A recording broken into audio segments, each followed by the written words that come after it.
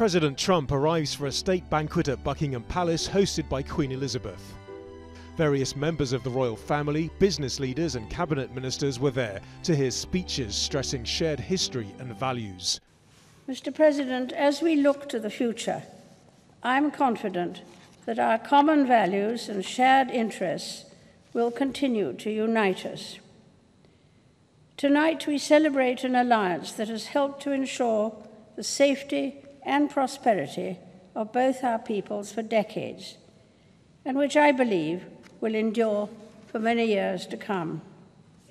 We affirm the common values that will unite us long into the future: freedom, sovereignty, self-determination, the rule of law, and reverence for the rights given to us by Almighty God.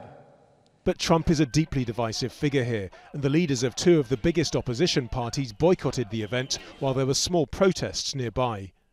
And as Trump arrived in Britain, he used social media to call London's elected Mayor Sadiq Khan a stone-cold loser after Khan accused him of being part of a global far-right threat. There's no doubting the amount of interest this visit is causing among visitors to the British capital. But during his visit, President Trump will be travelling at least part of the time by road. That's when he might get an idea of how unpopular he is among some of the British public. When President Trump visited the UK last year, he was met with large protests and the infamous baby balloon. He can expect more of the same on Tuesday when he goes to Downing Street, and who knows, he might actually enjoy it. President Trump basically uses the protesters and the statements of people who are leading those protests in a way to galvanize his support back home.